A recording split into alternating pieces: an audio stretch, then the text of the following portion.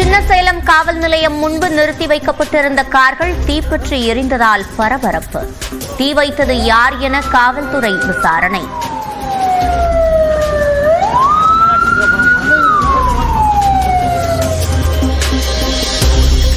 திருவாரூர் மாவட்டத்தில் நெல் கொள்முதல் நிலையங்களில் 25 லட்சம் நெல் மூட்டைகள் தேக்கம். திறந்தவெளி சேமிப்பு கூடங்கள் இல்லாததால் பாதிப்பு என விவசாயிகள் கவலை. பேச்சிப்பாறை அருகே மிளகு பறிக்கச் சென்ற தந்தை மகன் கரடி தாக்கி காயம். படுகாயங்களுடன் தப்பியவர்கள் சிகிச்சைக்காக அரசு மருத்துவமனையில் அனுமதி. திண்டுக்கல் மாவட்டம் புகையிலைப்பட்டியில் பசேவஸ்தியார் ஆலய திருவிழாவை முன்னிட்டு களை கட்டிய ஜல்லிக்கட்டு. சீறி பாய்ந்த காளைகளை வீரத்துடன் தழுவி பரிசுகளை வென்ற வீரர்கள்.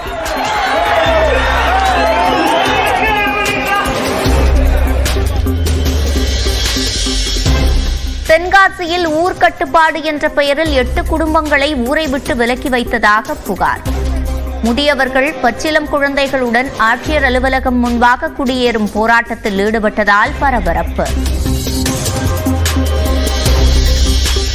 திருப்பத்தூர் மாவட்டம் கந்தளி அருகே துப்பாக்கி குண்டு பாய்ந்து விவசாயி படுகாயம். நாட்டு துப்பாக்கியால் சுட்ட நபருக்கு காவல்துறை வலைவீச்சு. திருப்பூர் அருகே வண்ணாந்துறை பகுதியில் தொல்லை தாங்காமல் விஷம் வைத்து 14 நாய்களை கொன்றதாக புகார். நாய்களின் உடல்களை தோண்டி எடுத்து காவல்துறையினர் விசாரணை. வரத்து அதிகரிப்பால் மேட்டுப்பாளையம் சந்தையில் வெள்ளைப்பூண்டு விலை கடும் வீழ்ச்சி. சில நாட்களுக்கு முன் 150 ரூபாய்க்கு விற்பனையான 1 கிலோ பூண்டு 100 ரூபாயாக சரிவு. ஹிந்தி திணிப்புக்கு எதிர்ப்பு தெரிவித்து சென்னை அயப்பாக்கத்தில் 2 கிலோமீட்டர் தூரத்திற்கு கோலங்கள்.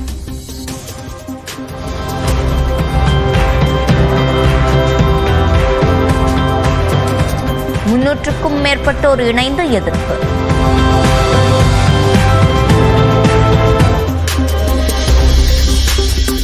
தங்கம் விலை புதிய உச்சமாக 1 சவரன் 64,560 விலை உயர்வு.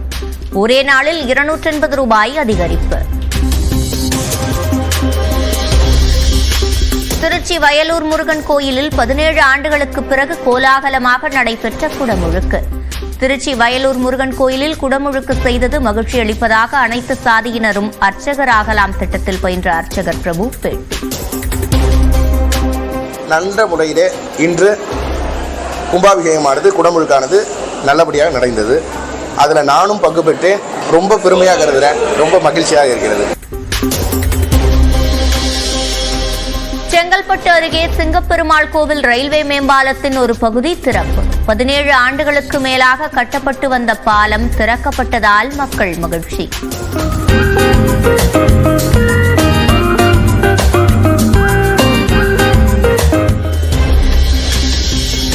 திருவண்ணாமலை அண்ணாமலையார் கோயிலில் சாஷ்டாங்கமாக விழுந்து வணங்கிய இசையமைப்பாளர் இளையராஜா. இசைஞானிக்கு கோயில் நிர்வாகம் சார்பில் மாலை அணிவித்து பிரசாதங்கள் வழங்கப்பட்டன. திருப்பத்தூர் மாவட்டம் ஆம்பூர் அருகே 7 கிராமங்கள் இணைந்து நடத்திய சிரசு திருவிழா. அங்க பிரதர்ஷனம் செய்தும் கரகத்தின் மீது உப்பு மிளகுகளை தூவி வழிபட்ட மக்கள்.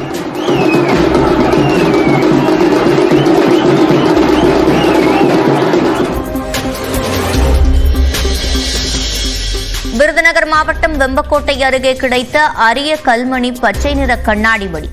இதுவரை 3500க்கும் மேற்பட்ட தொல்பொருட்கள் கண்டெடுப்பு. வருகை பதிவு குறைவாக இருக்கும் மாணவரை தேர்வெழுத அனுமதிப்பது முறையாக வருகை பதிவை வைத்திருக்கும் மாணவர்களை கேலிக்குள்ளாக்கிவிடும். சென்னை உயர்நீதிமன்றம் கருத்து.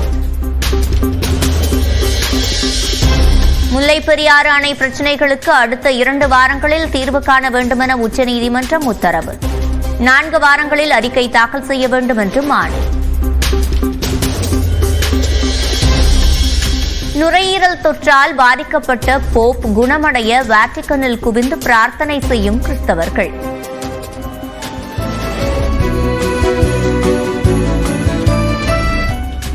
நலமுடன் இருப்பதாகவும் காலை உணவு உட்கொண்டதாகவும் வாட்டிகன் விளக்கம்.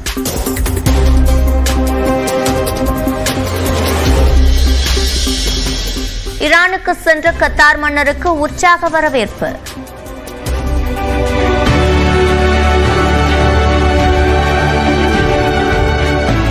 அமெரிக்கா ஈரான் இடையே சமரசம் செய்ய திட்டம் என தகவல். அண்மை செய்திகளுக்கு தொடர்ந்து இணைந்திருங்கள். இது நியூஸ் 18 தமிழ்நாடு.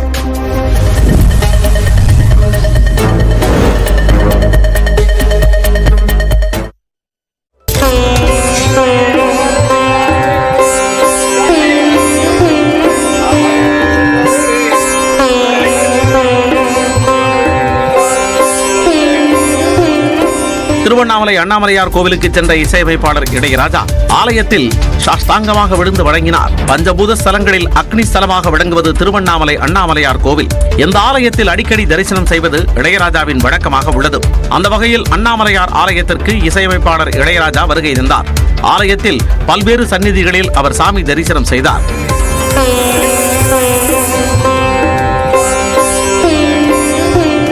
சாமி தரிசனம் செய்த இளையராஜாவிற்கு கோவில் நிர்வாகம் சார்பில் மாலை அணிவித்து பிரசாதங்கள் வழங்கப்பட்டன.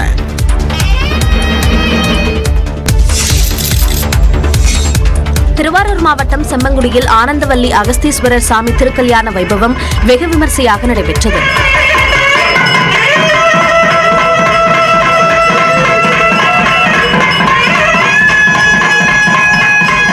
முன்னதாக திருக்கல்யாண சீர்வரிசை பொருட்கள் எடுத்து வந்து சுவாமிக்கும் அம்பாளுக்கும் கங்கனாதாரணம் நடைபெற்றது. பின்னர் மாங்கல்ய தாரணம் எனும் அம்பாளுக்கு திருமாங்கல்யம் அணிவிக்கும் நிகழ்வு மேளதாளங்கள் முழங்க நடைபெற்றன.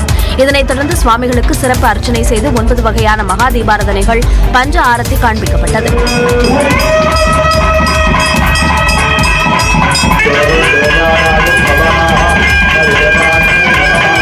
பிறகு இரவு கோபூஜை, அஸ்வமேத பூஜை, கஜ பூஜை உள்ளிட்ட பூஜைகள் நடைபெற்றன.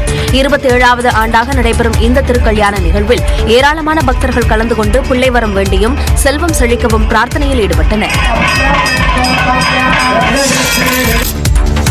திருவள்ளூர் மாவட்டம் பட்டரைப்பெரும்புதூரில் நெடுஞ்சாலை விரிவாக்கத்திற்காக சாலையோர கோவிலை இடைக்கச் சென்றபோது நிலவரை சுரங்கப்பாதை கண்டறியப்பட்டது.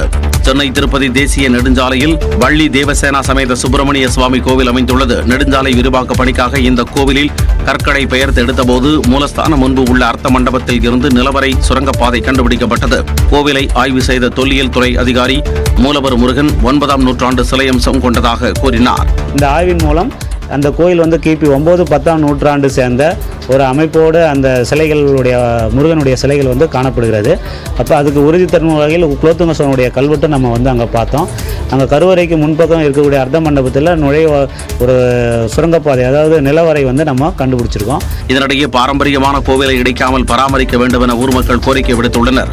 சுமார் 10 கிலோமீட்டர் தூரத்திற்கு நிலவரை சுரங்கமானது உள்ளதாக முதற்கட்ட தகவல் வெளியாகியுள்ளது. முழு கல்வெட்டையும் படித்து முடித்தால் கோவிலின் முழு வரலாறு மற்றும் சுரங்கம் குறித்த தகவல் தெரியவரும் என தொல்லியல் துறையினர் தெரிவித்துள்ளனர்.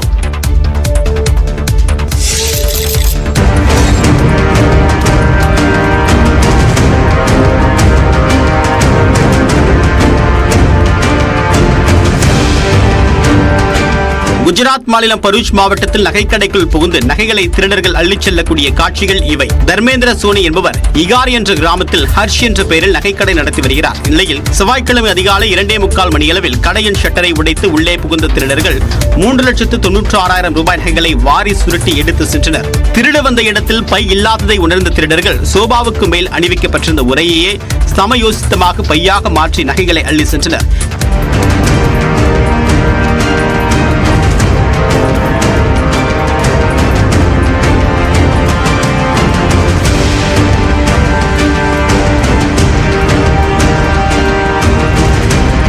இந்த சம்பவத்தின் சிசிடிவி காட்சிகளை வைத்து காவலர்கள் கொள்ளையர்களை தேடி வருகின்றனர்.